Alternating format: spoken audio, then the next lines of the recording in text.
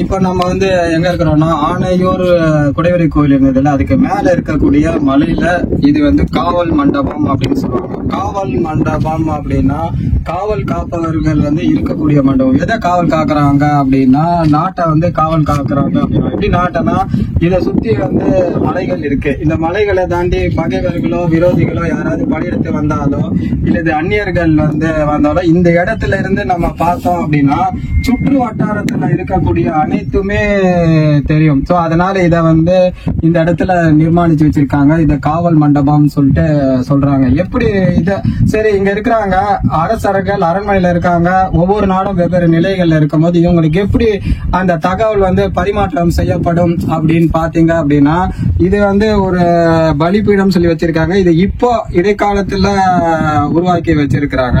ஆரம்ப காலத்துல இது வந்து தட்டையான நிலையில தான் வந்து இருந்திருக்கு.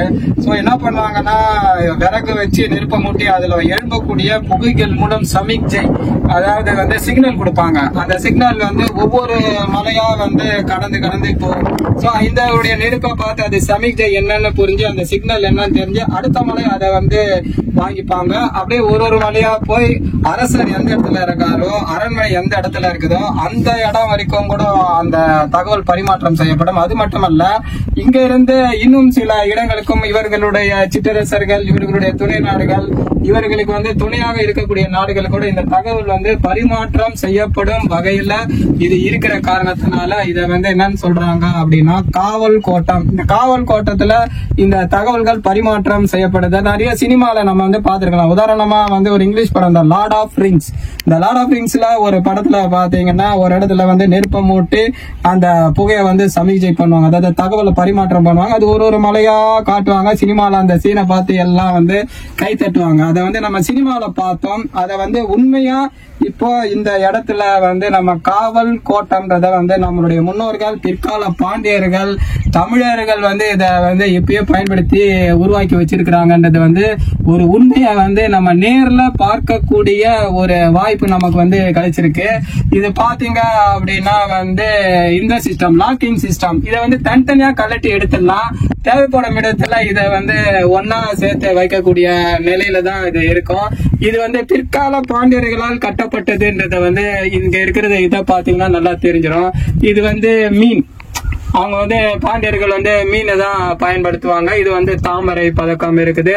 பக்கத்துல வந்து அவங்களுடைய கொடின்னு சொல்றாங்க சாவின்னு சொல்றாங்க. அதனுடைய அந்த நிலைகள் வச்சிருக்காங்க. இங்க கஜலட்சுமி இருக்கு. இன்னொன்னு பாத்தீங்கன்னா காலையில போல உச்சி வெயில் இருக்கும். எப்படி இந்த காவல் கோட்டத்துல நிப்பாங்க பாத்தீங்கன்னா இப்ப நீங்க நல்லா பாத்தீங்க அப்படின்னா வெயில் வந்து ஒரு பக்கம் வரும்போது இங்க நிழல் இருக்கு. சோ இந்த நிழல்ல இவங்க நினைப்பாங்க. அதுக்கப்புறம் வெயில் மாற்றம் அடையும் போது நிழல் வந்து வேறு ஒரு பக்கத்துக்கு செல்லும். அப்போ இவங்க அந்த நிழல்ல இருப்பாங்க. சோ அந்த வெயிலுடைய சூரியனுடைய நகர்வை வச்சு ஏற்படக்கூடிய நிழலினுடைய அடிப்படையா வச்சு இந்த காவல் கோட்டத்தை அழகா வடிவமைச்சு ஒரு சதுர வடிவில் அமைச்சிருக்காங்க. அப்படின்னா நம்மளுடைய முன்னோர்களான பாண்டியர்கள் எவ்வளவு அறிவுத்திறனோட இந்த காவல் கோட்டைனா கூட ஒரு சாதாரண விஷயம் இல்ல. அதையும் பயங்கரமான ஒரு முக்கியமான விஷயம் நாட்டை காப்பாற்றக்கூடிய விஷயம் விரோதிகளில் இருந்து நாட்டை காப்பாற்றக்கூடிய விஷயத்த இவ்வளவு கலை நுணுக்கத்துடனும் அறிவியல் அமைப்புடனும் கணித எண் கோட்பாட்டுடனும் வடிவமைச்சிருக்காங்க. அப்படின்னா நம்ம முன்னோர்கள் எவ்வளவு அறிவாளியா இருந்திருக்காங்க. தமிழர்கள் எவ்வளவு சிறந்தவர்களாக இருந்திருக்கார்கள். பாண்டியர்கள் எவ்வளவு உயர்ந்த நிலையில் அறிவுத்திறனோட இருந்திருக்கிறார்கள் என்றது வந்து நம்ம வந்து மனசுல நிறுத்த வேண்டும். சோ பாண்டியர்களுடைய வரலாற்றை வந்து படிப்போம். சும்மா சேரர்கள் சோழர்கள் தஞ்சை பிரகதீஸ்வரர் கோயில கட்டினான்னு சொல்லிட்டே இருப்பதை விட்டு பாண்டியர்கள் பக்கம் வந்தா பாண்டியர்கள் எவ்வளவு சிறப்பு மிக்க குடைவரை கோயில்கள் கட்டடங்கள் அரண்மனைகள் அவர்கள் பல சிறப்புகள் செஞ்சிருக்காங்க அப்படின்றத வந்து தெரிஞ்சுக்கலாம். சோ இனி எல்லாருமே பாண்டியர்களுடைய வரலாற்றை வந்து படிப்போம். நம்மளுடைய வருங்கால சந்ததிகளுக்கு பாண்டியர்களை பற்றி சொல்லிக் கொடுப்போம். நன்றி, வணக்கம்.